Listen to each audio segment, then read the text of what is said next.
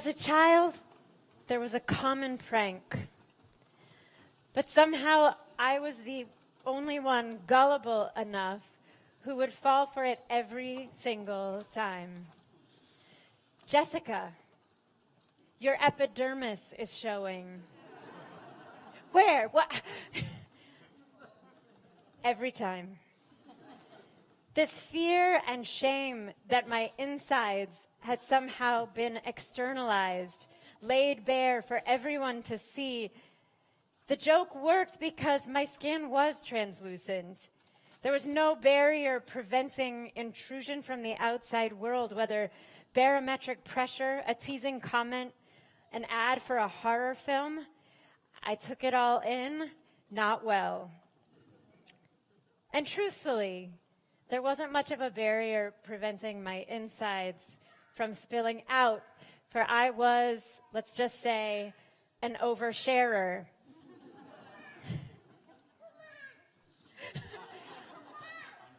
Oversharer. Budding oversharer. My mom noted that I needed to acquire a layer of Teflon, but she didn't realize it was actually tefillin. In order to survive and thrive in the world, I needed to grow a more resilient and clear barrier of my own. There was a time, the sages say, when our skin was made entirely of light. Transparent, radiant light. We were beings without need for barriers, like angels, all spirit and no flesh. Just like Leonard Cohen says in Our Rags of Light. When we were in the garden before the fall, when we stood at Mount Sinai, when we reached just for that split second the ranks of spiritually enlightened beingness. But man, for the rest of us, beings of light we are not. And we need the skin we are in.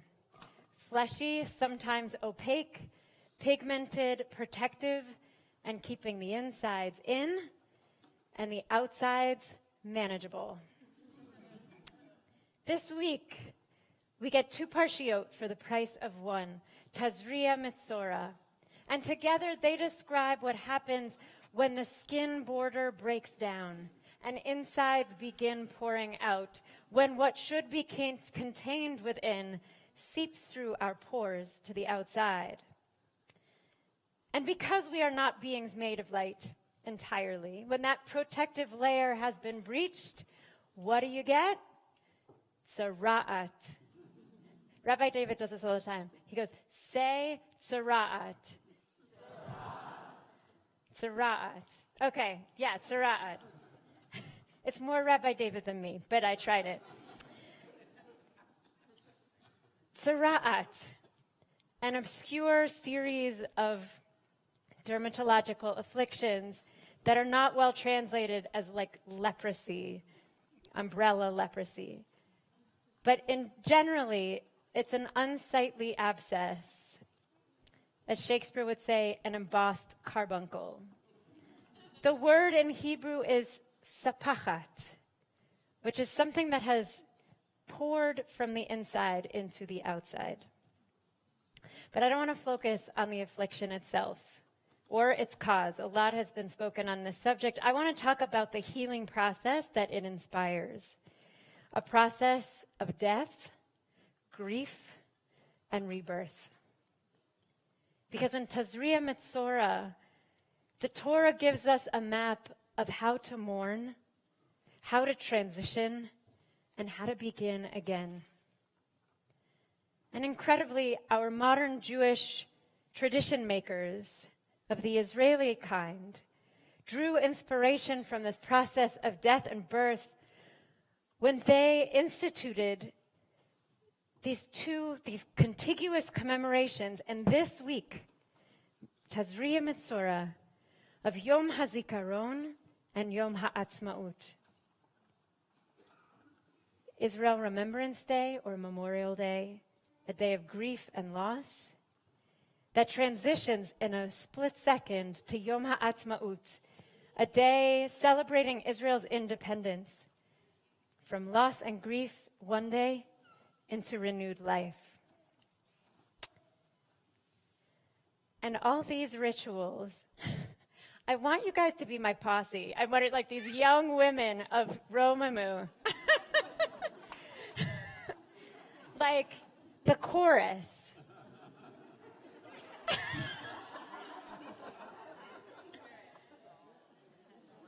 Because you are fierce. Oh, okay. Annabelle. All right, where were we?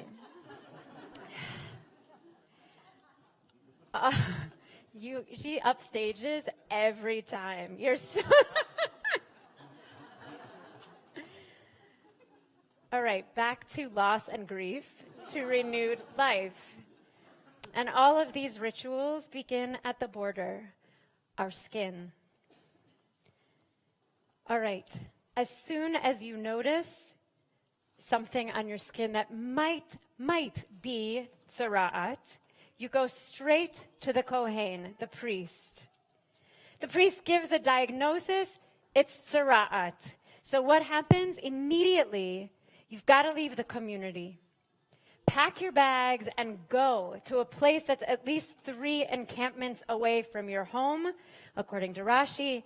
And as you leave, you shout, Tameh, Tameh. Whenever another person comes near you, you say, Tameh, Tameh, which literally means ritually impure or spiritually unready, which is the definition of my teacher, Rabbi Poland.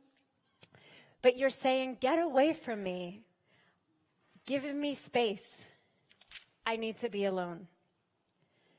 Throughout the book of Vayikra, lots of people acquired different types of tum'ah, different kinds of spiritual unreadiness or impurity, and they're obligated to leave the camp for a time.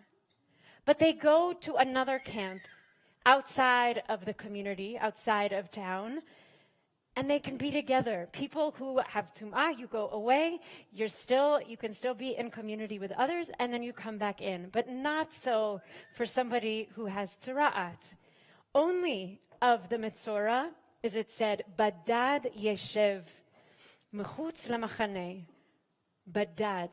Not just alone, completely isolated and alone, disconnected from others, from family and community, not even allowed to be in the separate camp for those who are taking a break for impurity or ritual unreadiness.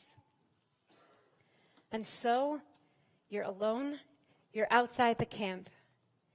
It's quiet, with just your own thoughts. You rend your garment like a mourner. You leave your hair unkempt like a biblical mourner. And you sit in a kind of shiv'ah. But instead of being surrounded by people who love you and know you, as we sat in the 2 shivas this week in our community, instead of being surrounded by love, you are sitting in shiva alone. You are both the mate and the avel. You are both the mourned and the mourner. And when you're mourning for yourself, you can't be surrounded by others. When you are shedding your skin, when you are molting, you need to be alone. You're grieving the part of yourself that must be left behind, but that you really don't want to ever forget. Or perhaps the aloneness points to something else, something that David Grossman shared this week at a ceremony in Tel Aviv for Yom HaZikaron, at a special ceremony gathered every year in Tel Aviv by Combatants for Peace and the Parent Circle of the Bereaved Families Forum, a ceremony that honors Israelis and Palestinians who've been killed in the conflict. David Grossman said, I know that within the pain, there is also breath, creation, doing good. That grief does not isolate, but also connects and strengthens. Here, even old enemies, Israelis and Palestinians, can connect with each other out of grief and even because of it. But in my experience, even when you are at the heart of the pain, you should remember that every member of the family is allowed to grieve the way they want, the way they are, and the way their souls tell them to. No one can instruct another person how to grieve. It's true for a private family, and it's true for the larger bereaved family. I thought of this teaching the next day as I sat on the phone with a member of our community whose husband died a month ago. She felt the expectations of society acutely. Shouldn't she be ready to be back at work and full on the way she used to be? Shouldn't it hurt less as time goes on? But there are no shoulds in grief. As David Grossman said, everyone grieves the way their souls tell them to. Back to the Mitzorah. The one with skin affliction must go through this grieving too. But the process doesn't end with grief. Just as in this 1 week, we can contain both Yom HaZikaron and Yom HaAtzmaut. For the healing process to be complete, the Mitzorah begins a ritual of rebirth, of reintegration, return to life and community, and she begins to regenerate the parts of herself that had been shed. I was talking to my dad about this earlier today, and for him, the connection was, just as Ashkenazi Jews name our children for those we have lost in order to keep their souls, the flame of their soul alive, that we are rebirthing the name and the soul. So the Mitzorah must bring a unique offering, a sacrifice. And in Hebrew, the word for sacrifice comes from korban, or drawing close. The priest approaches with 2 doves in his hand. One of them he slaughters over a bowl of mayim chayim, of living water, and the blood of the dove mixes in with the water. He then adds acacia wood and hyssop and red materials all into this mixture. And all of those elements were in the building of the Mishkan, were used for building the Mishkan, the symbol of community, the symbol of divine connection. He holds the bird, the living bird, in one hand and applies, almost paints this mixture, the blood of the dead bird, the living water, and the elements of the Mishkan, onto the wings of the living bird. Do you get this? And he turns to the Mitzorah, and he takes the same mixture that he just painted onto the wings of the bird, and he sprinkles it onto the Mitzorah. He then takes the bird to an open field, releases her to fly home. And the one who was Mitzorah returns as well to family, to community, with renewed life, with a stronger skin, able to protect and coat like the wings of the bird, fortified to withstand the elements. The 19th century Hasidic Rabbi of Ger, the Sfat Emet, teaches us what strong, healthy skin looks like, how to keep our boundaries supple and dewy, if you will. While we aren't made of light anymore, we have to let light in. Our outer layer of skin, our boundaries must be porous, permeable, and resilient. Our skin and heart must be open to receive nutrients from the sun and from light reflected in each other's faces and from touch. Porous enough to breathe in and out. Because the boundary between Yom HaZikaron and Yom HaAtzmaut isn't fixed. The memory, the grief, the love will flow into the celebration, and the celebration will spill into the grief.